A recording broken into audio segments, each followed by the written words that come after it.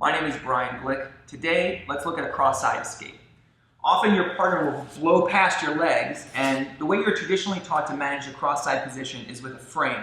And most of the time, that's a great way of doing it, but there are some alternatives that you should know. So, our partner starts above us here, and actually let's change, we'll be right here. So, partner is going to begin by setting us down. They blaze past our legs all of a sudden, and here, our partner begins to control our hip.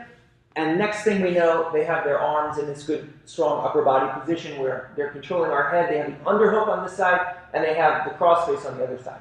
So, go back a step, please.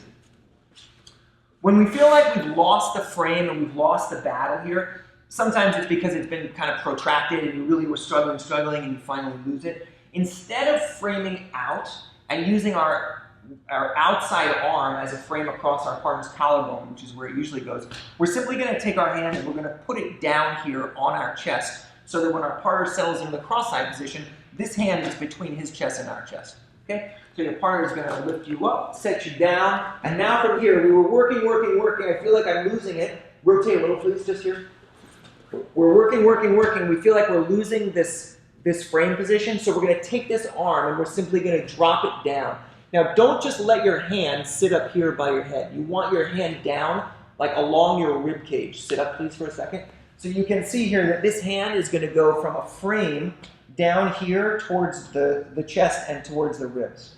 So as our partner goes to push and drop, we put that hand down. Now, they can continue with their crossface and their underhook, but this left arm is kind of hidden underneath. Now from here, as they settle into the cross-side position, we're going to move our hips out to the side, and because of the position of this inside arm, we can begin to free our shoulder. So how are we going to do that? We're going to plant our feet, we're going to give a bridge, and we're going to slip our shoulder inside the line of our partner's shoulder. You'll see, look, he still has the crossface here, but the crossface is not quite as effective without this underhook. When our shoulder slips, we can begin now to bring our head inside the line of our partner's crossface. You may not be able to get your head all the way out, so hold on tight here. You may not be able to get your head all the way out, but you can get your head out enough so that you can begin to use your left elbow to move your partner's arm and free a little bit more space. Now we're beginning to go out the back door. We have this duck out escape. We're going to scissor our legs. We're going to tuck our inside elbow. That's going to help us to prop ourselves up. So you want to draw your elbow back slightly. You don't have to come all the way here, but you do want to have your elbow back enough because you're going to be climbing up to your knees and you'll need this bottom arm to do that. Your left arm, right now, it's around his waist. You're going to drop it low towards his leg. This long arm here can be difficult. Your partner will probably put a whizzer on. So you're going to drop that arm low. Now from here, you can turn to your belly, rise to your knees, and lock your hands. Our first stop here is this single leg. But we're going to use this as an anchor to switch off to the double. So your inside arm is going to release, and it's going to reach around the corner behind your partner's butt, not over their back, and hold their foot. Your inside arm is going to catch, and you're going to control your partner's knee. Planting your foot on the floor, you're going to draw your partner's knees together. So instead of just driving, make your base strong here with your arm, rather than just driving in, we're going to bring our partner's knees together and misalign our hips so that we're no longer square with them. Now we're pushing in. Now you can catch, settle your partner down, and have a complete double leg strong finish here. So, let's watch again. Your partner blazes past your legs. Ideally, you would be posting or starting to frame, but you feel like you're losing. So this inside arm is going to drop. Your partner's going to take the crossface. If you want, you can keep this arm in the inside position as an additional kind of frame, like a wedge between you. As he goes to lock, you're going to walk your hips out. You're going to give a bump, like a bridge, over your partner's open shoulder here. And now this is going to let this arm come out. Your partner still has the crossface. So you're going to use this left arm to be able to open up space enough so you can slip your head to the inside.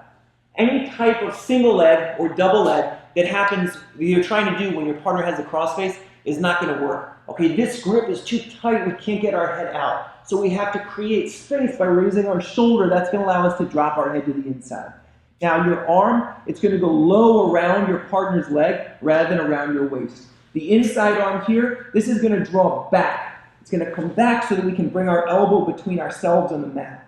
You're going to grip around your partner's leg, scissor your legs, rise up. From here, our head is high rather than low. We don't want our head smashed down towards the floor. Rotate with me, please, here. Move your body up. So rather than having our head down where we're looking at the mat, we want to have our head up slightly towards the side that we're going to be working on. The left arm, outside arm here goes around your partner's lower body, not around their hip, around their leg. Second hand comes here to the knee. Your partner will often be trying to sprawl, so you're going to draw those two knees together as you come up and begin the action of walking around the corner. Without a partner here, when you're down on the bottom, initially you're working to defend. The frame is the best way to do that. Sometimes you use stiff arms to extend, especially if your partner is moving kind of quickly and you can't frame, and it's just they're starting their pass and you can just reach the shoulders here. A lot of times this is what happens. We're going to drop this hand to the inside and we realize we're losing the battle. Now from here, as our partner goes to secure, we give that strong bridge. That's going to allow us to free this shoulder. Very important. This arm comes back. In order to do that, you're going to put your head on the floor and escape your elbow underneath your body. Now from here, you can reach, scissor your legs, lock your hands. Don't allow your head to get driven down in this fashion. You're going to go around the corner, come up, and now you can start the action of passing. So this escape out the back door, into the single leg and then to the double leg, is a great alternative when you feel like you're losing the battle, your frame isn't working. The key is being proactive with placing the hand here and having the experience over time to recognize when it's time to put that hand in place, to give up the frame and then to move into something else. Hopefully this video was helpful for you. You enjoyed it. If you like this video, please like it, and we will see you soon.